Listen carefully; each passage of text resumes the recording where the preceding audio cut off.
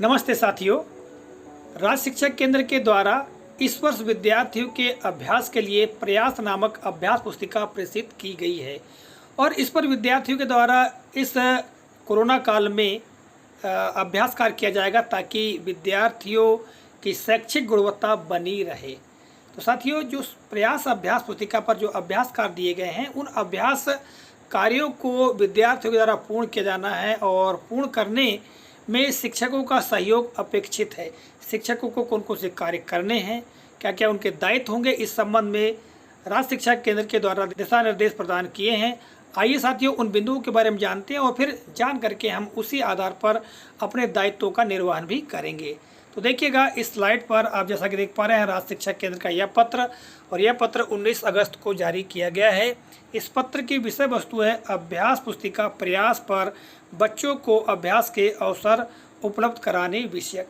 साथियों, हम विद्यार्थियों को प्रयास नामक अभ्यास पुस्तिका वितरित तो कर देंगे, किंतु जो उसके अंदर दिए गए अभ्यास हैं उन अभ्यासों को बच्चे पूर्ण कर सके, इसलिए शिक्षकों की सहभागिता, शिक्षकों के दायित्व तो बहुत ही आवश्यक और अनिवार्य है और इसी संदर्भ में इस दिशा निर्देश में जानकारी दी गई है।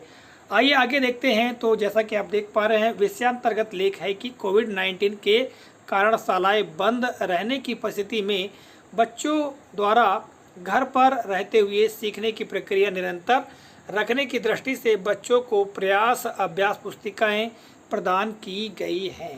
साथियों, हम सभी लोग जानते हैं कोविड-19 काल में विद्यालय तो बंद ही हैं और विद्यार्थी अपने घर पर ही रहकर विद्यार्जन कर रहे हैं और उसमें हम शिक्षक साथियों के द्वारा सहयोग प्रदान किया जा रहा है और विद्यार्थियों के लिए अभ्यास के पर्याप्त अवसर हेतु प्रयास नामक अभ्यास पुस्तिका प्रदान की गई है। तो देखिएगा आगे कहा गया है कि अभ्यास पुस्तिकाओं का बच्चों द्वारा समुचित उपयोग कैसे किया जाना है, वह घर पर रहते हुए हमारे शिक्षक साथी बच्चों की सीखने की प्रक्रिया में कैसे सहयोग कर सकते हैं, इस पर उन्मुखीकरण किया गया है। साथियों, राज्य शिक्षा केंद्र के द्वारा यूट्यूब लाइव प्रोग्राम में बहुत बार शिक्षकों का उन्मुखीकरण किया गया है और सारी बातें समझाई गई हैं कि किस तरह से शिक्षकों को कार्य करना है। ठीक है, और देखिएगा आगे कहा गया है कि समस्त शिक्षकों से अपेक्षा है कि बच्चों को प्रदान की गई अभ्यास पुस्तिका के वितरण के उपरांत यह सुनिश्चित किया जाए कि प्रत्येक बच्चे द्वारा अभ्यास पुस्तिकाओं पर पृष्ठ क्रमांक 1 से कार्य प्रारंभ करते हुए संपूर्ण अभ्यास पुस्तिका पर कार्य किया जाए। साथियों, हम शिक्षक साथियों को यह सुनिश्चित करना होगा कि जो प्रयास अभ्यास पुस्तिका जो कि हमने वितरित कर दी है या हम वितरित कर देंगे, तो उसमें विद्यार्थियों के द्वारा अभ्यास कार्य पृष्ठ क्रमांक 1 से ही प्रारंभ करते हुए पूरे पृष्ठों पर कार्य करवाना है। ठीक है, आगे कहा गया है अभ्यास पुस्तिकाओं पर बच्चों द्वारा किए गए कार्य की जांच नियमित रूप से की जाकर बच्चों को सुधार के पर्याप्त अवसर कराए जाए। साथियों, निश्चित तौर से विद्यार्थी जब अपने तरीके से अभ्यास कार्य करेंगे तो कुछ त्रुटियां भी होंगी, तो हमको अभ्यास पुस्तिकाओं की जांच भी करना है, सुधार कार्य करना है। ठीक है, और बच्चों को सीखने के पर्याप्त अवसर प्रदान करना है, ऐसा कहा गया है। आगे कहा गया है कि अकादमिक मॉनिटरिंग कर्ताओं द्वारा भी उक्त अभ्यास पुस्तिकाओं पर किए जा रहे कार्यों का समय समय पर परीक्षण कर आवश्यक मार्गदर्शन प्रदान किया जाए। जो मॉनिटर करता है, ठीक है, उनके द्वारा भी इस प्रयास अभ्यास पुस्तिका की समय समय पर जांच की जाएगी और देखा जाएगा कि वाकई बच्चे जो हैं वो कार्य कर रहे हैं।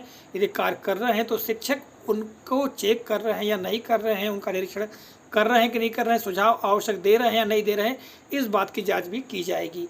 आगे कहा गया है कि शिक्षक साथी बच्चों के पालकों, अभिभावकों एवं शाला द्वारा चिन्हांकित मेंटर्स को भी अभ्यास पुस्तिकाओं में दिए गए QR कोड के संबंध में विस्तृत जानकारी प्रदान करें।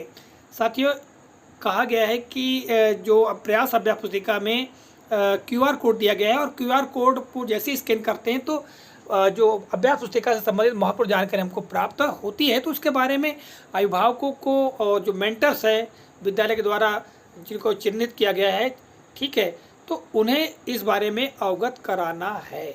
ठीक है, और आगे कहा गया है कि जिससे पालकों, अभिभावकों एवं मेंटर्स को बच्चों के अभ्यास कार्य कराने में मदद मिल सके। यानी जो QR कोड के बारे में हम जब जानकारी दे देंगे कि किस तरह से स्कैन किया जाता है और किस तरह से जानकारी देखी जाती है, तो निश्चित तौर से अभिभावक और जो मेंटर है वो विद्यार्थियों का पर्याप्त अभ्यास करा पाने में समर्थ होंगे।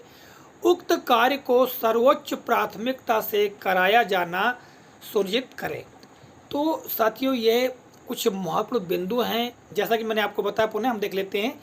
तो साथियों, सबसे पहला कार्य ये है कि विद्यार्थियों को प्रयास अभ्यास पुस्तिका वितरित करने के पश्चात पृष्ठ क्रमांक 1 से लेकर ही अभ्यास कार्य प्रारंभ कराना है और अंत तक पूरे अभ्यासों को कंप्लीट कराना है। पहला ये कार्य हुआ।